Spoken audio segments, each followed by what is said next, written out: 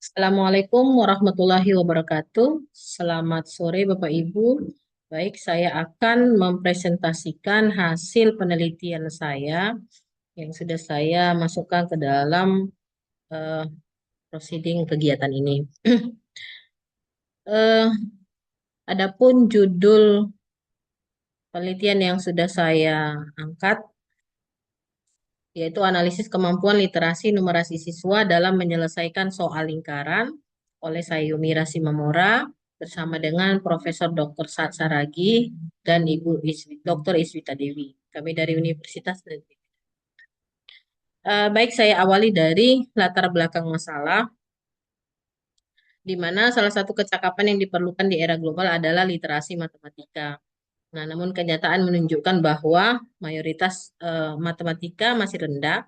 Hasil ini dilihat dari nilai OECD dari PISA 2018. Indonesia menunjukkan bahwa kualitas pendidikan Indonesia masih rendah, khususnya pada mata pelajaran matematika. Nah, kemudian jika kita bandingkan dengan negara-negara lainnya, Indonesia hanya dapat menyelesaikan 2 level dari 6 level literasi matematika. Berdasarkan 2 penilaian internasional tersebut, Indonesia selalu masuk 10 besar dengan skor kurang memuaskan. Bahkan pada tahun 2019, skor PISA terakhir 379, jauh dari skor rata-rata internasional. Hal inilah yang melatar belakangi Kementerian Pendidikan dan Kebudayaan mengganti ujian nasional dan fokus pada numerasi dalam asesmen kompetensi minimum AKM sebagai bekal untuk meningkatkan nilai PISA dan TIMSS pada periode berikutnya. Nah, jadi atas dasar masalah inilah saya juga terfokus untuk mengangkat kemampuan literasi numerasi matematisiswa. Kalau kita lihat secara bagan, literasi matematis itu ada 3. Saya fokus ke numerasinya, di mana literasi numerasi adalah kemampuan seseorang untuk terlibat dalam penggunaan penalaran yang berarti memahami serta menganalisis suatu pernyataan. Yang menjadi rumusan masalah saya dalam penelitian ini adalah bagaimana kemampuan literasi numerasi siswa kelas 8 MTS Laboratorium UIN Sumatera Utara Medan dalam menyelesaikan soal lingkaran.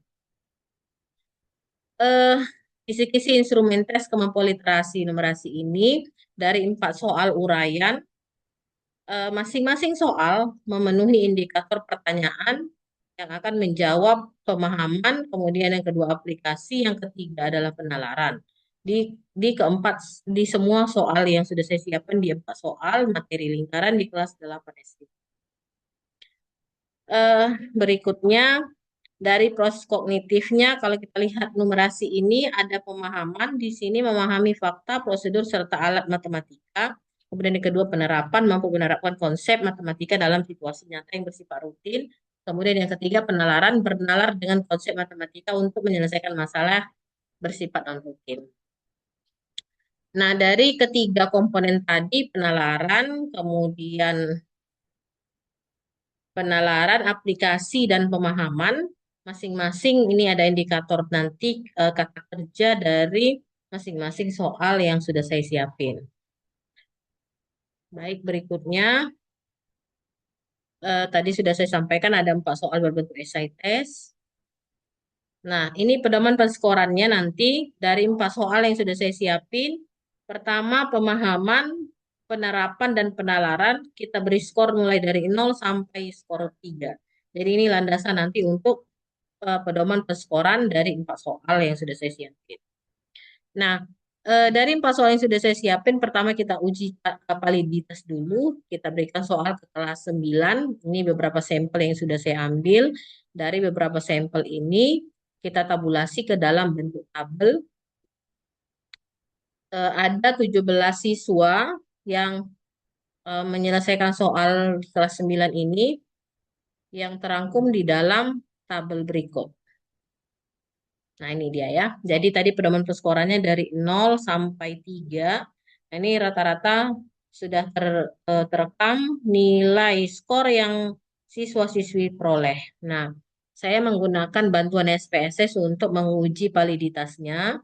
Ini data akun SPSS-nya. Kemudian dengan N17, jumlah siswanya tadi 17, kita ketahui bahwa R tabelnya itu adalah 0,4821 Berdasarkan hasil output uji validitas tersebut, maka disimpulkan bahwa soal nomor satu valid karena tadi rata-rata di atas 0,7 ya, sementara R tabel kita adalah 0,481. Nah, berikut kesimpulan hasil tabelnya bahwa soal nomor satu, 2, 3, dan 4 adalah valid. Nah, berikutnya kita uji reliabilitas.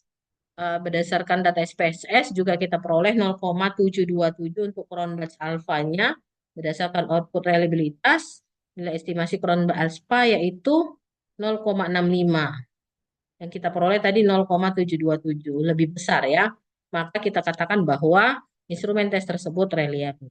Nah, sudah memenuhi dua tersebut maka kita lakukan uji tes kemampuan literasi numerasi di kelas 8. Nah, berikut hasil jawaban dari siswa-siswi tersebut dan sudah saya skor dan sudah kami skor, maka kami tabulasi kembali ke dalam bentuk tabel. Dari hasil tabulasi tabel tersebut, kami peroleh beberapa kesimpulan. Yang pertama, untuk ini tabelnya ya. Nah, untuk analisis butir soal pertama, indikator pemahaman, data hasil tes kemampuan literasi numerasi 17 orang siswa diperoleh data 14 siswa yang sudah mencapai skor tertinggi sangat baik pemahamannya terhadap konsep soal, hanya 3 orang siswa lagi yang masih rendah pada indikator ini. Begitu juga dengan penerapan dan penalaran. Analisis butir soal nomor 2 juga sudah saya paparin. Analisis butir soal ketiga, keempat. Nah, sehingga dari hasil paparan tersebut, maka bisa kita simpulkan bahwa kemampuan pemahaman, memahami fakta, prosedur, serta alat matematika sudah baik. Terlihat dari hasil jawaban yang diperoleh siswa pada soal nomor satu, ada 14 siswa. Begitu juga dengan kemampuan penerapan, mampu menerapkan konsep matematika dalam situasi nyata bersifat rutin. Kemudian kemampuan penalaran, bernalar dengan konsep matematika untuk menyelesaikan masalah bersifat non-rutin. Baik, demikian hasil yang bisa saya paparkan. Terima kasih. Saya tutup. Assalamualaikum warahmatullahi wabarakatuh.